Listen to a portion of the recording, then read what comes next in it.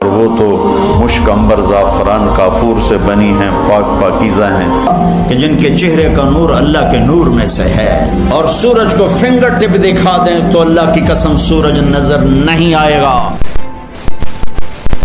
کہ اللہ نے جو یاقوت اور مرجان سے زیادہ خوبصورت حوریں جنت میں پیدا کی ہیں، اتنی خوبصورت عورتیں ہیں کہ ان کی پنڈلیوں کا گودا بھی ان کی کھال سے نظر آتا ہے، ایسی شفاف اسکن ہے ان کی۔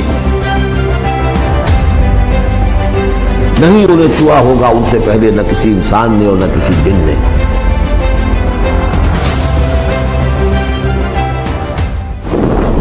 اعوذ باللہ من الشیطان الرجیم، بسم اللہ الرحمن الرحیم۔ معزز ناظرین، السلام علیکم ورحمۃ اللہ وبرکاتہ۔ اللہ رب العزت نے ہزاروں قسم کی مخلوقات پیدا فرمائی ہیں تاکہ انسان ان سے مستفید ہو اور خدا کا شکر گزار ہو۔ اس مادی دنیا کے علاوہ بھی انسان کے لیے اللہ رب العزت نے دل بہلانے والی مخلوقات کو پیدا فرمایا تاکہ دنیا کی تکالیف، مصائب اور آزمائشوں سے تھکا ہارا بندہ جس نے اللہ رب العزت کے حکم کے آگے اپنی تمام تر خواہشات قربان کر دی، اسے وہ مخلوق بطور انعام عطا کی جائے۔ یہ ایک ایسی مخلوق ہے جو آخر میں بندہ مومن کے لیے تمام مصائب و آلہ کا بدلہ بنے گی۔ آسمانی کتابوں میں خوبصورت مخلوق کو حور عین کہا جاتا ہے۔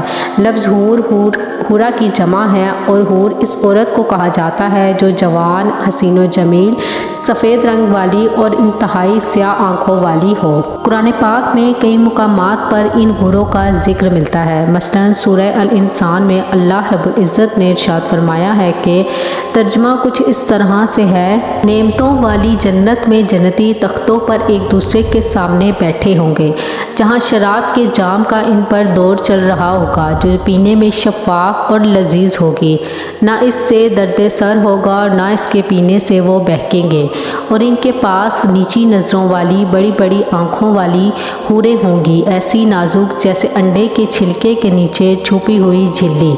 اسی طرح اللہ رب العزت نے سورہ رحمان میں ارشاد فرمایا ہے کہ ترجمہ کچھ اس طرح سے ہے، وہاں یعنی جنت میں نیچی نگاہوں والی حوریں ہیں جو ان کو ان سے پہلے کسی جن و انس نے ہاتھ نہیں لگایا، وہ ایسی ہوں گی جیسے چمکتے ہوئے ہیرے اور موتی۔ گویا حور ایسی مخلوق ہے جسے دنیاوی مثال سے سمجھنا اور اس کے جسمانی بناوٹ و خصوصیات کو بیان کرنا مشکل ہے، جیسے اب تک نہ کسی انسان نے دیکھا نہ چھوا، اور جنت میں یہ مخلوق مومن کے لیے انعام اور بدلہ ہوگی۔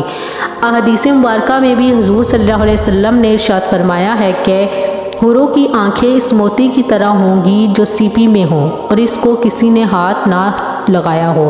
اللہ رب العزت نے حور عین کو زعفران سے تخلیق کیا ہے۔ اللہ رب العزت نے ان کے چہروں کو نور اور جسموں کو ریشم کا لباس پہنایا ہے، اور ان کے جسم حیران کر دینے والے ہوں گے۔ اگر حوروں کی جسمانی بناوٹ کی بات کریں تو روایتوں سے پتہ چلتا ہے کہ حور کو پاؤں کی انگلیوں سے گھٹنوں تک زعفران سے بنایا گیا ہے، سینے سے گردن تک چمکدار عنبر سے بنایا گیا ہے، گردن سے سر تک کا حصہ سفید کافور سے تخلیق کیا گیا ہے، اور ان کے سر میں خوشبودار کستوری کی بالیں ہیں۔ جب وہ سامنے آتی ہیں تو ان کا چہرہ زبردست نور سے چمک اٹھتا ہے جیسے دنیا والوں کے لیے سورج چمکتا ہے، اور ان کی کمر کا اندرونی حصہ لباس اور جلد کی باریکی سے دکھائی دیتا ہے۔ اگر کوئی حور اپنی ہتھیلیوں کو آسمان و زمین کے درمیان ظاہر کر دے تو تمام مخلوقات اس کے حسن کی دیوانی ہو جائے گی، اور اگر وہ اپنا چہرہ ظاہر کر دے تو اس کے حسن سے آسمان و زمین کے درمیان موجود تمام چیزیں جگمگا اٹھیں گی۔ ایک روایت کے مطابق جنت الفردوس اور جنت العدن کے درمیان میں ایسی حوریں موجود ہیں جو جنت کے گلاب سے پیدا کی گئی ہیں۔ وہ کبھی سوتی نہیں ہیں، کبھی حاملہ نہ ہوں گی، نہ انہیں حیض آتی ہے اور نہ وہ کبھی بیمار پڑتی ہیں۔ حوروں کی بھی کئی اقسام اور نسلیں ہیں، اور جنت کے الگ الگ درجوں میں مختلف اقسام کی حوریں رہتی ہیں۔ جیسا کہ حضرت ابن عباس رضی اللہ تعالیٰ عنہ نے فرمایا ہے کہ جنت میں ایک نہر ہے جس کا نام بیدق ہے۔ اس نہر کے نیچے حوریں اگتی ہیں اور خوبصورت آواز میں قرآن پاک کی تلاوت کرتی ہیں اور اللہ رب العزت کی حمد و ثنا بیان کرتی ہیں۔ جنت میں جب جنتی مرد اس نہر کے پاس سے گزریں گے تو ان حوروں سے ہاتھ ملائیں گے जिस मर्द किसी हूर की कलाई को छुएगा तो वो जो हूर इसके पीछे चल पड़ेगी और इसकी जगह दूसरी हूर उग आएगी। इसी तरह जन्नत में मौजूद मुख्तलिफ इक़साम की हूरों का मुख्तलिफ जन्नती नाम है। मसलन हीरा और ईना नामी हूर, जिसके मुतल्लिक रवायतों में आता है कि उनके इर्द गिर्द 70,000 खिदमतगार लड़कियां चलती हैं और जो परहेजगार बंदों को खुद जन्नत में तलाश करती हैं। हूर जन्नत की एक ऐसी नेमत है जो अदना से अदना जन्नती शख्स को भी अता की जाएगी। जैसा कि हज़रत इब्ने उमर रज़ियल्लाहु ताला अन्हु ने बयान किया है कि एक अदना दर्जे के जन्नती को भी 1000 महल दिए जाएंगे और हर 2 महलों के दरमियान 1000 साल का फासला होगा। हर महल में हूरे ऐन होगी। इसी तरह जन्नत में एक दरख्त है, इसके नीचे उभरे हुए छातियों वाली कंवारी हूरें होंगी और वो वहाँ गीत और नगमे गाएंगी। तो जब दरख्त से ये आवाज़ सुनेगा तो इसकी शाखें एक दूसरे से टकरा कर बांसुरी की सी आवाज़ पैदा करेंगी। इसी तरह रवायतों के मुताबिक जब कोई जन्नती शख्स किसी हूर से हमबिस्तरी करेगा तो इसकी शहवत 70 सालों के बाद इसके जिस्म में गर्दिश करती रहेगी, जिसे वो लज्जत पाता रहेगा। जब वो हूरे हैन से खूब सोहबत कर लेगा तो वो दोबारा पाक और कंवारी हो जाएगी। हूरों का तसव्वुर दीन इस्लाम में कोई नया तसव्वुर नहीं है, बल्कि दुनिया की कई मज़ाहिब और आसमानी किताबों में इन दोशीज़ा औरतों का जिक्र मिलता है जो मौत के बाद इंसानों को मिलेंगी। मसलन कदीम यूनानी असातीरों में निफिस नामी एक जवान और खूबसूरत मखलूक का जिक्र मिलता है। ग्रीक मैथोलॉजी के मुताबिक निफ्स हज़ारों सालों तक ज़िंदा रहती है और कभी बूढ़ी नहीं होती।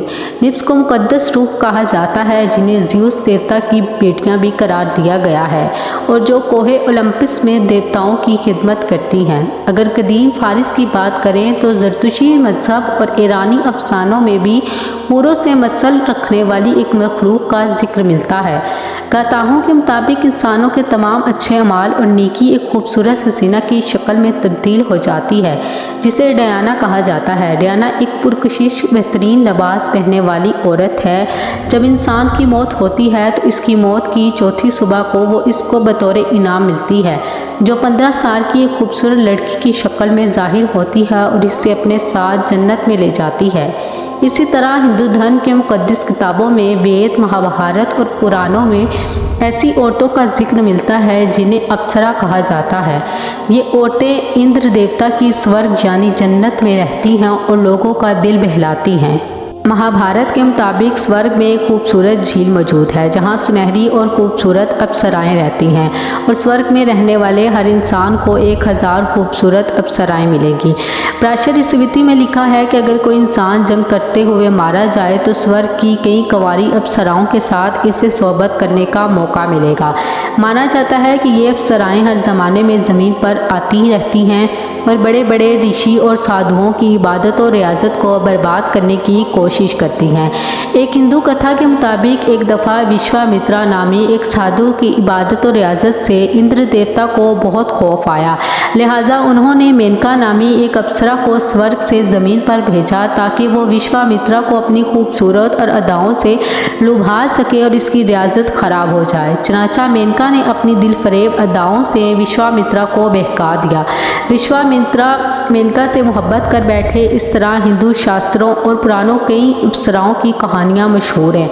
इन तमाम बातों से ये साफ जाहिर होता है कि इस्लाम के अलावा दुनिया के कई बड़े बड़े मज़ाहिब में हूरों का तसव्वुर और तज़किरा मौजूद है, लेकिन इस्लाम मुखालिफ सोच रखने वालों को आज सिर्फ इस्लाम में ही हूरों के वजूद से परेशानी होती है।